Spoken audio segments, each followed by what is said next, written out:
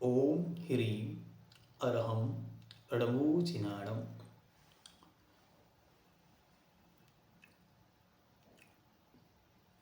परम पूज्य आचार्य प्रवर श्री पद्मनंदी देव स्वामी विरचित पद्मनंदी पंचविंशतिका के अंतर्गत उपासक संस्कार अधिकार। उप मतलब पास में, आशक मतलब बैठने वाला। तो जो जिनेंद्र भगवान के पास में बैठने वाला होता है ऐसा श्रावक को उपासक कहते हैं। और उस उपासक के जो संस्कार होते हैं उन्हें उपासक संस्कार कहते हैं। उनका वर्णन इस अधिकार के अंदर किया गया है। यह अधिकार श्रावकों के लिए सर्वश्रेष्ठ अधिकारों में से एक है। क्यों? क्योंकि यही वह अधिकार है जिसके अंदर आचार्य महाराज ने श्रावक के 6 आवश्यकों का बहुत सुंदर वर्णन किया है। इसलिए हम सब इस अधिकार को पूर्ण पढ़ेंगे। एक एक श्लोक को बहुत श्रद्धा, भक्ति और समर्पण के साथ पढ़ के इस एक एक अधिकार के एक एक श्लोकों को हमें अपने जीवन की पर्याय बनाना है। ऐसी भावना के साथ इसे पढ़ेंगे। तो आइए प्रारंभ करते हैं। Page number 48। इस अधिकार में 62 श्लोक हैं। 62। यहाँ सर्वप्रथम व्रत और दान के प्रथम प्रवर्तक आदि जिनेन्द्र और राजा श्रेयांश के द्वारा धर्म की स्थिति को दिखलाकर उसका स्वरूप बतलाया है।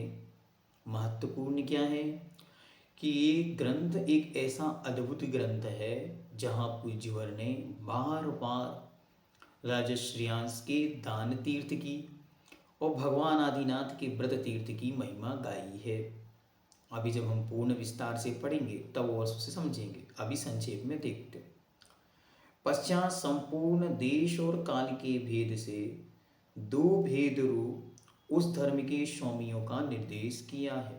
जो से पूर्ण रूप से धारण करता है ऐसे निर्ग्रंथ दिगंबर मुद्राधारी मुनि महाराज, और जो से एक देश धारण करते हैं ऐसे व्रती श्रावक गण। उनमें देशना धर्म को धारण करने वाले श्रावक के ये 6 आवश्यक कर्तव्य बतलाए गए हैं। यही पहला ग्रंथ है जिसमें श्रावक के 6 आवश्यकों का वर्णन है। इसके पूर्व भगवान कुंद देव ने 2 आवश्यक बतलाए, दानम पूया मुखम सावय धम्मो।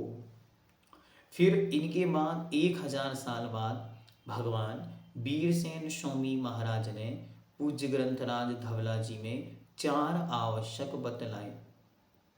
दानम पूया ने दान, शील, मुपवास और दान।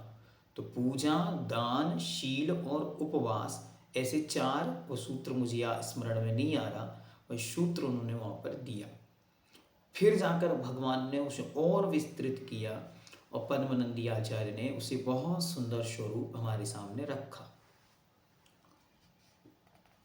देव पूजा, गुरुपासना, स्वाध्याय, संयम, तप और दान। तत्पश्चात सामायिक व्रत के स्वरूप का दिग्दर्शन कराते हुए उसके लिए 7 व्यसनों का परित्याग अनिवार्य निर्दिष्ट किया गया है। इसके आगे यथाक्रम से गृहस्थ के उन 6 आवश्यकों का विवेचन करके जीव दया की आवश्यकता बतलाई है। तत्पश्चात कर्म क्षय के कारण होने से 12 अनुपेक्षा 12 भावना के स्वरूप को बतलाकर उनके निरंतर चिंतन की प्रेरणा की गई है। गृहस्थों को चाहिए वे निरंतर 12 भावनाओं का चिंतन करें। पूज्य आचार्य भगवंत विद्यासागर जी महाराज हमेशा कहा करते हैं कि आप सबको निरंतर 12 भावनाओं का चिंतन करना है। इससे श्रावक को ये बोध होता है जहाँ मैं हूँ वह मेरा नहीं है, छोड़ना है। अन्यथा श्रावक की स्थिति बहुत अच्छी है, जहाँ रहता है वह रम जाता है। अंत में जो उत्तम क्षमादि रूप 10 धर्म मुनियों के बतलाए गए हैं उनका सेवन यथाशक्ति आगमुक्त विधि से श्रावक को भी करना चाहिए। ये पंक्ति बहुत महत्वपूर्ण है कि जो मुनियों का आचरण है वह भी श्रावक अपनी शक्ति के अनुसार कि जितना बने कम से कम उतना पालन करे। किसी के अंदर 6 आवश्यक जो मुनियों के कहे हैं, सामायिक समता जिसको कहते हैं, प्रतिक्रमण, प्रत्याख्यान, वंदना, स्तुति और कायोत्सर्ग, ये भी श्रावक को करने चाहिए। इनका विशेष विवेचन भी हम आपको आपके सामने रखेंगे। यह निर्देश करते हुए विशुद्ध आत्मा और जीव दया इन दोनों के सम्मेलन को मोक्ष का कारण बतलाकर इस अधिकार को पूर्ण किया है।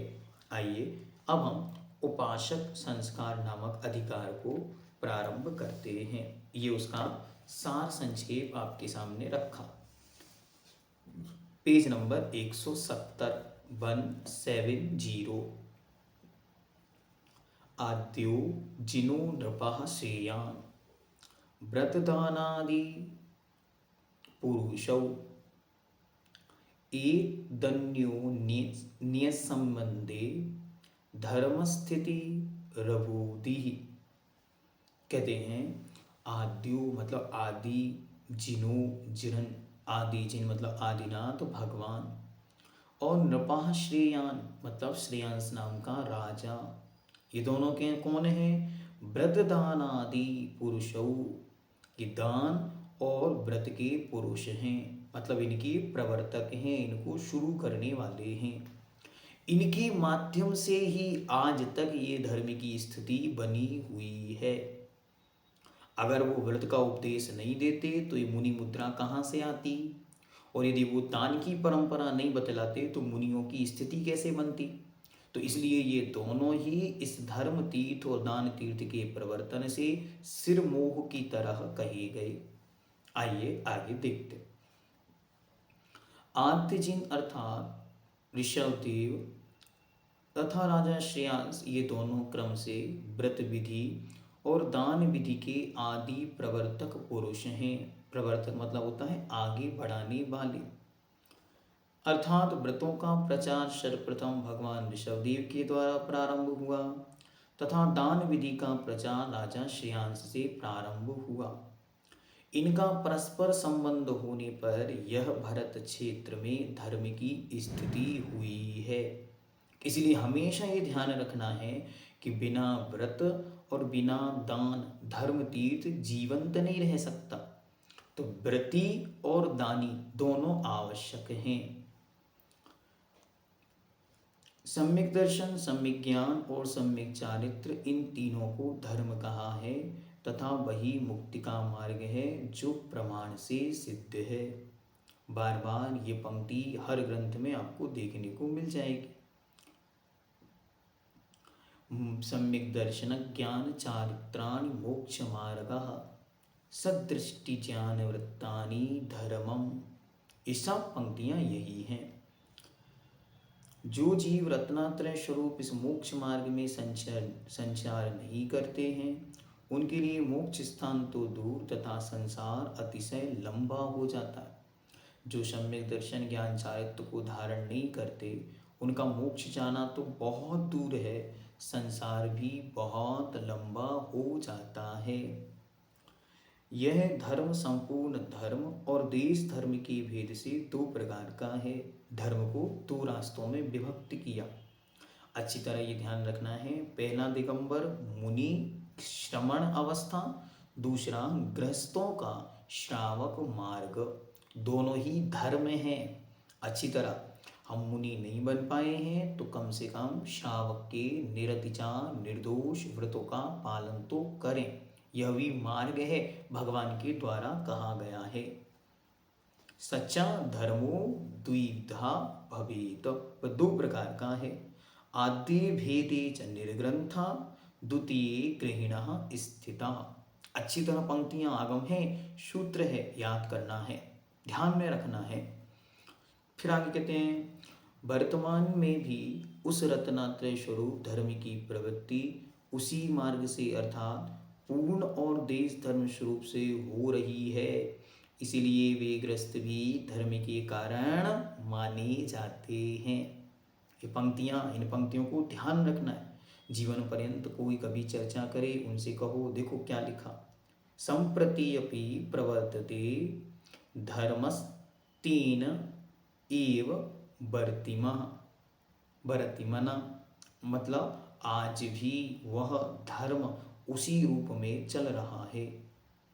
और ग्रस्ता धर्म हेतवः गण्यन्ते, ग्रस्त भी धर्म के मार्गी गिने जाते हैं। फिर आगे जो पंक्ति कही श्लोक नंबर 6, ये तो ये कहो प्रमाण दे दिया। हाँ, बहुत सारे लोगों को ये शंका बैठ गई कि मुनि महाराज तो कहाँ होते हैं, मुनि महाराज तो जंगलों में होते हैं।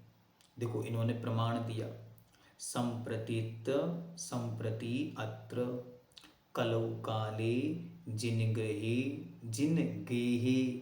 मुनि स्थिति धर्मश्च दानम इति एषाम श्रावका मूल कारणम। इसको याद कर लें, अपने अपने मंदिरों में लिख के रख लें। कभी कोई इस प्रकार की मिथ्या धारणा वाला आकर आपको किसी प्रकार की गलत बातें बोले तो आप उसको ये दिखलाएं। क्या लिखा देखो, अत्र यहाँ, इस समय, कलौ काले इस पंचम काल में, संप्रति इदानीं अब, जिन गृहे जिन चैत्यालये अर्थात मंदिरों में, मुनि स्थिति वर्तते मुनियों की स्थिति निवास होता है। अच्छी तरह याद कर लो ये पंक्ति। जिनने ऐसा प्रकार का प्रलाप करना शुरू किया कि नहीं नहीं मुनि तो केवल वन में होते हैं, नहीं, उनको कहो पंचम काल में हीन शयनन के चलते मुनि महाराज जंगलों में नहीं, ग्रहों में, कहाँ, जिन गे वो अर्थात जिनेंद्र भगवान की ग्रह मतलब मंदिरों में, जिन चैत्रवास बसतिका में निवास करते हैं। इस समय यहाँ इस कलिकाल अर्थात पंचम काल में मुनियों का निवास जिनालयों में हो रहा है और उन्हीं के निमित्त से धर्म एवं दान की प्रवृत्ति है। इस प्रकार मुनियों की स्थिति, धर्म और दान, इन तीनों के मूल कारण गृहस्थ श्रावक हैं। ध्यान से, श्रावक मूल कारणम, श्रावक ही मूल कारण है। जितने मुनि बनेंगे कहाँ से आएंगे? गृहस्थों के घर से आएंगे। गृहस्थ ही उनको उत्पन्न करेंगे, गृहस्थ ही उनको पालन करेंगे, और फिर जो मुनि बनकर आएंगे उनको गृहस्थ ही आहार कराएंगे। इसलिए श्रावकः मूल कारणम इति येषां धर्म, दोनों धर्म, धर्मश्च दानम, दान और धर्म का जो प्रवर्तन है उसमें गृहस्थ ही कारण है। इसलिए गृहस्थ श्रावक धर्म महत्वपूर्ण धर्म है। और इसके बाद श्लोक नंबर 7, इसलिए उपासक संस्कार अधिकार बहुत महत्वपूर्ण है। इसके श्लोकों में बहुत सारी नई नई बातें और बहुत ठोस बातें, मतलब जो आज प्रचलन में चल रही हैं सब बातें उन्होंने रख दी। श्रावक के 6 आवश्यक, इससे पूर्व प्रवर्तन में अलग रूपों में थे, लेकिन इन्होंने एकदम ठोस काम बना दिया। इसके बाद पूरी समीचीन परंपरा में यही 6 आवश्यक माने जाते हैं। देव पूजा, गुरुपास्ति, स्वाध्याय, संयमस्तपः, दानम चेति गृहस्थानां षट्कर्माणि दिने दिने। ये सूत्र, ये श्लोक सब लोगों को याद कर लेना, ठीक है। कहते हैं देव पूजा अर्थात जिनेंद्र भगवान की पूजन, गुरुपास्ति मतलब गुरु की सेवा, गुरु के पास बैठना, उनकी वैयावृत्ति आदि करना, स्वाध्याय, संयम, तप और दान, ये श्रावक के 6 कर्म प्रतिदिन करने योग्य हैं, अर्थात वे उनके आवश्यक कार्य हैं। एक पंक्ति और उन्होंने महत्वपूर्ण दे दी, दिने दिने, संडे के संडे नहीं करना, दिने दिने। हाँ, वरना नियम ले लिया हमने, तो हम तो संडे के संडे पूजा करते हैं, तो उन्होंने इसलिए पंक्ति दे दी, दिने दिने, प्रतिदिन करना है। सब प्राणियों के विषय में समता भाव धारण करना, संयम के विषय में सुविचार रखना तथा आर्त एवं रौद्र ध्यान का त्याग करना, इसे सामायिक व्रत कहा जाता है। अच्छी तरह सामायिक किसे कहते हैं? तो समता सर्वभूतेषु संयमे शुभ भावना आर्तद्दो आर्त आर्तरोद्धस परित्यागस तद्धि सामायिकम व्रतम। कितनी सुंदर पंक्ति है। समता सर्वभूतेषु संयमे शुभ भावना, सब जीवों में समानता का भाव हो और संयम की शुभ भावना हो। आर्त रौद्र परित्यागस, आर्त और रौद्र ध्यान का परित्याग हो। तद ही, वह ही सामायिकम व्रतम, यह ही सामायिक व्रत है। हम सबको भी अपने जीवन में कम से कम 24 मिनट की सामायिक रोज करने का मानस बनाना चाहिए। रोज 24 मिनट की सामायिक सबको करनी। भैया जी इस 24 मिनट में करेंगे क्या? कुछ नहीं करना, इसका नाम सामायिक है। हाथ पे हाथ रख के 24 मिनट तक बैठे रहना है, न कुछ सोचना है, न कुछ बोलना है, न कुछ करना, इसका नाम है सामायिक। अरे ऐसा तो होता ही नहीं, हम बैठ जाएं और दिमाग कहीं जाए ना, ऐसा तो होता नहीं। हमारा दिमाग तो इतनी देर में अमेरिका घूमने चला जाएगा। तो क्या करना, उतनी देर तक बैठकर पंच परमेष्टि का स्मरण करना। जो द्रव्य संग्रह में अच्छी तरह पंच परमेष्टि का स्वरूप कहा, उनका चिंतन करना। उतनी देर तक आरंभ परिग्रह का त्याग करके एक स्थान पर एकाग्र चित्त होकर किन्हीं प्रतिमाओं का चिंतन करना। अरिहंतों की प्रतिमाओं का ध्यान करो भाई, वो कोई भी ना करे जिसे वो काम करो भाई। अच्छी तरह अष्ट प्रातिहार्यों का चिंतन करना, 64 रिद्धियों का चिंतन करना, किसी एक मंत्र, गुरु मंत्र, बीज मंत्र या पंच परमेष्टि वाचक मंत्रों का चिंतन करना। कुछ भी करना है, किस रूप में? समता सर्वभूतेषु संयमे शुभ भावना आर्त रौद्र परित्यागस तद ही सामायिकम व्रतम। बस इतना ही हमको ध्यान रखना है। समता सर्वभूतेषु, सबके प्रति समानता का भाव हो। वहाँ कोई भी लोड नहीं होना चाहिए, न आत्मा पर न मन पर। सबसे मुक्त, मैं तो सिद्धों के समान शुद्ध बुद्ध निरंजन निराकार आत्म तत्व हूँ। अरे मैं सिद्धों के समान शुद्ध बुद्ध हूँ और मैं उनमें ही समाये जाने वाली भगवती आत्मा हूँ, फिर भी यहाँ भटक रही हूँ कर्मों के वशीभूत होकर। अब मैं क्या करूँ? मैं उस शुद्धता का अनुभवन करूँ, चिंतन करूँ, उसी को प्राप्त करने की भावना रखूँ। इसका नाम है सामायिक। मैं तो ये मानता हूँ, दो ही क्रिया हैं भगवान बनने की, एक सामायिक और एक प्रतिक्रमण। बस इसके अलावा और कोई क्रिया डायरेक्ट भगवान नहीं बनाती। आपको सामायिक करना हो, हाथ पे हाथ रख के बैठ जाओ भगवान के जैसे। भगवान समंतबद्ध देव स्वामी के शब्दों में तो कहो, चेल्योपशिष्ट मुनिरेव, कपड़ा ओढ़े हुए कोई मुनि महाराज बैठे हैं। अरे ऐसा क्यों कह रहे हो भगवान? वे कहते हैं सुनो, उसने सामायिक का नियम नहीं लिया, उसने भावना भाई है, जितनी देर तक मैं यहाँ बैठूंगा उतनी देर के लिए संपूर्ण सावध्य, संपूर्ण आरंभ, संपूर्ण परिग्रह और पांचों पापों का मैं त्याग करता हूँ। अब मुनि महाराज की और उसकी स्थिति में अंतर क्या है? कोई अंतर नहीं। बस मुनि महाराज ने जीवन पर्यंत के लिए छोड़े हैं और इसने एक लिमिटेड टाइम के लिए छोड़े हैं। मुनि महाराज कपड़ा उतार कर बैठे हैं, ये कपड़ा पहन कर बैठा है, बस इतना ही से तो अंतर है।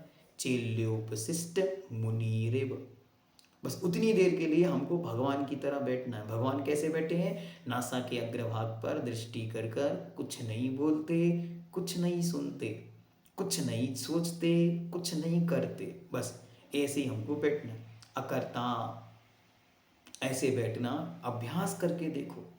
और मैं हमेशा आप लोगों को यही प्रेरणा दूंगा, प्रयास करो। इतना आनंद है, इतना आनंद, एक बार आपको आदत लग जाए तो जीवन पर्यंत उसका छूट नहीं सकता। और कितनी देर? मात्र 24 मिनट। अब 24 मिनट के लिए क्या करें? 24 मिनट तक घड़ी देखते रहें? कब 24 मिनट होंगे? नहीं, मोबाइल में टाइमर सेट करें 25 मिनट का। टाइमर सेट करके सामने मोबाइल रख दें, मोबाइल में सारे सिस्टम ऑफ कर दें, मतलब कॉलिंग का सिस्टम ऑफ, नोटिफिकेशन ऑफ और डाटा ऑफ। और उसके बाद सामने से टाइमर लगा के 25 मिनट का रख दिया। और फिर बोलें, दसों दिशाओं में स्थित त्रिकालवर्ती नवदेवताओं को मैं अनंतों बार नमस्कार करता हूँ। जितनी देर पर्यंत मैं यहाँ बैठा हूँ, इन 24 मिनटों के लिए संपूर्ण सावध्य मतलब पाप कर्म, संपूर्ण संपूर्ण आरंभ मतलब घर गृहस्थी आदि, और शरीर पर स्थित परिग्रह के अलावा संपूर्ण परिग्रह पांचों पापों का मैं त्याग करता हूँ। 9वां नमोकार मंत्र पढ़ें और फिर ध्यान में लीन हो जाएं। जिस चीज पर आपको एकाग्र चित्तता आए उसका ध्यान करें। कुछ भी नहीं करेंगे 24 मिनट तो सर्वोत्कृष्ट सामायिक होगी।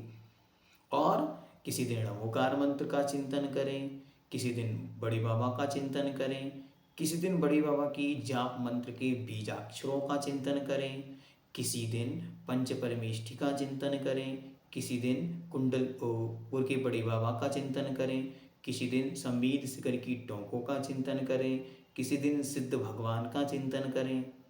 ऐसे करके आत्मविशुद्धि की स्थिति बनानी है। 24 मिनट कब बीत गए पता ही नहीं चलेगा। एक बार करके देखें, हमारी भावना है आप सब इसको अपने जीवन का अंग बनाएं। ठीक है, तो आज से कितने लोग इसे धारण कर रहे हैं वो अपना अपना मानस तैयार करो। और अभी नियम नहीं लेना, अभी से प्रैक्टिस करो। आज से शुरू करें। आज मानो 2 तारीख है, 2 तारीख से 15 तारीख तक सब करें।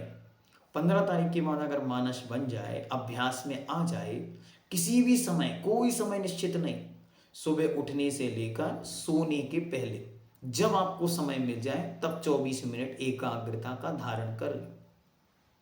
जिस समय आपको समय मिले, बस एक समय निश्चित हो जाए जिससे कि हमको आकुलता व्याकुलता ना हो। घर वाले, परिजनों को, बाजू वालों को, सबको पता रहे इतना समय इनके सामायिक का होता है, तो आपको आकुलता नहीं होगी। उठने बैठने की, चलने फिरने की, बोलने की बातें नहीं होंगी। और मोबाइल को भी एक बार यदि आप कंट्रोल में ला देंगे, जीवन पर्यंत आपका साथ देगा। मतलब एक बार किसी को पता चल जाएगा इतने बजे से इतने बजे तक ये लोग फ़ोन नहीं उठाते, फिर कोई फ़ोन नहीं करेगा, तो आपका समय बच जाएगा। तो आप आकुलता को जितना त्यागेंगे उतनी वो छूटेगी, और आप जितना पकड़ेंगे वो उतनी बंधेगी। इसलिए इसे छोड़ने का संकल्प बनाएं। तो आज से सब लोग 24 मिनट की सामायिक का संकल्प अवश्य लेंगे। ठीक है, अब आगे और क्या क्या करना है वो इस उपासक संस्कार अधिकार के अंदर आपको बता दिया जाएगा। ठीक है, आगे चलते हैं। श्लोक नंबर 9। जिसका चित्त जुआ आदि 7 वैष्णव के द्वारा मलिन हो रहा है उसके उपरुक्त सामायिक की संभावना नहीं है। इसलिए श्रावक को साक्षात उन 7 वैष्णव का परित्याग अवश्य करना चाहिए। जब तक सप्तवैष्णव का त्याग नहीं, जब तक सामायिक नहीं। तो जिन्होंने भी देवशास्त्र गुरु की साक्षी में आज तक सप्तवैष्णव त्याग नहीं किए, यद्यपि भोगते नहीं, हम जुआ नहीं खेलते, हम मांस नहीं खाते, हम मद्रापान नहीं करते, शिकार नहीं खेलते, वेश्यागमन नहीं करते, परस्त्री रमण नहीं करते आदि, लेकिन हमने कभी किन्हीं मुनि महाराज के पास जाके त्याग नहीं किया। तो अब क्या करना, अच्छी तरह अपने नज़दीक में जो भी महाराज जी विराजमान हो, आचार्य परमेष्ठी हो तो सबसे बेस्ट, नहीं है तो साधु परमेष्ठी के पास अच्छी तरह एक श्रीफल लेके जाना। शर्माना नहीं कि अब हम 50 साल की उम्र में सप्तव्यसन त्याग करने आए, लोग क्या कहेंगे। नहीं, लोग कुछ भी कहें, संकल्प का महत्व जीवन में महानतम होता है। इसलिए अपने जीवन का उद्धार करना है तो क्या करना है, अच्छी तरह एक श्रीफल या फिर जो भेला होता है गोला नारियल का, उसको अच्छी तरह साफ करके और उसे केसर से रंग कर और उसे उन गुरु महाराज के चरणों में ले जाकर और उनसे निवेदन करें, महाराज मैं आज तक इस संसार समुद्र में भटकता आया, जिनेंद्र आज्ञा को स्वीकार नहीं किया। अब मैं जिनेंद्र भगवान की आज्ञा के अनुसार सप्त वैष्णवों का त्याग करके अष्टमूल गुणों को धारण करना चाहता हूँ। मुझे अपना आशीर्वाद प्रदान करें कि मैं अपने इस जीवन के अंतिम क्षण तक इन व्रतों का निर्दोष पालन कर सकूं और आने वाली पर्यायों में भी जिन शासन को प्राप्त कर आत्म कल्याण करूं। ऐसी भावना के साथ उन्हें श्रीफल चढ़ा के नीचे बैठकर 3 बार नमोस्तु करके और फिर कायोत्सर्ग करना। जब तक गुरु महाराज का साक्षात सानिध्य नहीं मिलता तब तक इसी विधि से जिनेंद्र भगवान के जो आपके मूल नायक या इष्ट भगवान हैं उनकी सामने जाकर इस प्रकार का संकल्प करना। गुरु महाराज के सामने क्यों करना है संकल्प? क्योंकि जब कोई गलती होगी, कोई दोष लगेगा तो प्रायश्चित लेने कहाँ जाओगे? तो गुरु महाराज के पास प्रायश्चित अच्छे से मिल जाता, इसीलिए गुरु की साक्षी पूर्वक होता। फिर जिनेंद्र भगवान तो कुछ बोलते ही नहीं, तो गलती करते समय डर थोड़ी ना लगना, भगवान थोड़ी ना कुछ बोलेंगे, लेकिन गुरु महाराज का तो भय है, डर होता है। इसी चक्कर में हम कभी भी पाप दोष लगने वाला भी होगा तो नहीं लगता। इसलिए हमें चाहिए हम गुरु महाराज की साक्षी में ही व्रत, नियम और संकल्पों को धारण करें। जुआ खेलना, मांस, मद्य, वेश्या, शिकार, चोरी और परिस्त्री, ये सातों ही व्यसन महापाप स्वरूप हैं। विवेकी जन इनको त्याग करना चाहिए। जो भी विवेकी जन हैं वे अच्छी तरह इनको विचार करके और फिर छोड़ देते हैं, तो कि उन्हें समझ में आ गया इसके माध्यम से आत्मा का घात ही है, कल्याण नहीं। अभी इन्होंने आगे एक श्लोक लिखा, उसमें उन्होंने कहा सुनो, एक एक व्यसन में एक एक बर्बाद हुआ। अगर किसी में सातों आ गए उसका क्या होगा? रावण को एक व्यसन लग गया और उसकी जीवन बर्बाद हो गया। युधिष्ठिर को एक व्यसन लग गया, पूरा परिवार सहित राजपाट नष्ट हो गया। किसी को सातों लग जाए तो उसका क्या होगा? इसीलिए अच्छे, योग्य और संस्कारी पुरुषों का एक कर्तव्य है कि वे इन व्यसनों से बचें। और हमारा तो ये मानना है कि हम सबको परंपरा, पीढ़ी और एक नियम और एक सिद्धांत के अनुसार सबको ये नियम दिलाने चाहिए। अब जैसे जो उपनयन संस्कार आदि विधि अब होने लगी, बहुत समय से तो ये हो नहीं रही, तब भी हमें जैसे ही 8 वर्ष 8वां जन्मदिन बच्चे का होता है उसी दिन उसे मंदिर में ले जाकर और सप्त सम्यक्त वर्धनी क्रिया नाम से क्रिया करके और उसे ये मूल गुण दिए जाते हैं। समझाया जाता है कि देखो अब तुम बाहर भी जाओगे तो नॉनवेज होटल में भोजन नहीं करना। ये इस प्रकार से उसे सप्त व्यसनों का त्याग और अष्टमूल गुणों का पालन दिया जाता। तो ये हम सबको करना है, परंपरा बना के रखनी। देखो संतान को जन्म देना ही हमारा कर्तव्य नहीं, ये तो पशुओं ने भी किया, पशुओं ने भी अपने अपने संतानें जन्मी हैं। लेकिन हमारा कर्तव्य यह है कि हमें अपनी इस पवित्र परंपरा को, जो तीर्थंकरों अरिहंतों की महान परंपरा है, वो अनादिकालीन है और पवित्र परंपरा हमें मिली, हमारा परम कर्तव्य है कि हम उसे आगे देकर जाएं। छोड़कर या अपने साथ लेके नहीं जाना, बल्कि हमेशा कर्तव्य ये हो कि ये हम उनको देकर जाएं। जैसे हमने एक दिन कहा था, आप लोग अच्छे 3 नियम 4 नियम अपने बनाओ। जैसे देव पूजन, हमारे परिवार से एक व्यक्ति प्रतिदिन पूजन करने जाएगा, ये हमारे परिवार का नियम। हमारे परिवार का नियम, जब भी कोई निर्गंत दिगंबर मुनि का चातुर्मास हमारे नगर में होगा तो हमारे घर में 1 दिन 2 दिन 3 दिन अनुकूलता अनुसार चौका अवश्य लगेगा। ऐसे आप 5-7 नियम एक कागज पर, एक ट्रिटी बिल जिसे रजिस्टर्ड पेपर कहते हैं, उस पर लगा के रख लो। हमारी संपत्ति उसको ही देना जो ये नियमों का पालन करे। नियम का यदि पालन नहीं तो हमारी संपत्ति का अधिकारी नहीं। माताएं संकल्प दो, जो उसी बहू को देंगे जो बहू इन नियमों का पालन करेगी, हमारा सोना उसको मिलेगा, वरना हमारा सोना सब मंदिर में दे दिया जाएगा। उससे क्या होगा? परंपरा आगे बढ़ जाएगी, वरना आपकी जाति ही आपकी परंपरा साथ चली गई। ऐसी सैकड़ों घर आपको देखने मिल जाएंगे समाज में। अरे अरे उनकी सासू माँ थी तब तो उनके यहाँ चौका लगता था, अब तो देखो सालों साल चौका नहीं लगता। 4 महीने महाराज जी रह के चले गए, 1 दिन उनके घर चौका नहीं लगा। ये क्या हो गया? वे सासू माँ अपनी परंपरा, अपना पुण्य अपने साथ लेके चले गए। करना क्या था? जो हमने आपको कहा ऐसे करके जाना। अच्छी तरह लिखो, हमारा सोना चांदी उसी को मिलेगा जो इन नियमों का पालन करेगा, वरना हमारा सोना चांदी श्रवण संस्कृति संस्थान को दान में दे दिया। तो वो अपने आप आपकी सेवा भी करेंगे और बाद में उन नियमों का पालन भी करेंगे, तब तो उनको सोना चांदी मिलेगा। ठीक है, तो इस प्रकार धर्म की परंपरा को आगे बढ़ाने का कार्य हम सबका है और हम सबको ही उसे करना है संकल्प पूर्वक। इस प्रकार यह 10 श्लोक यहाँ पर पूर्ण हुए। जैनम जयतु शासनम।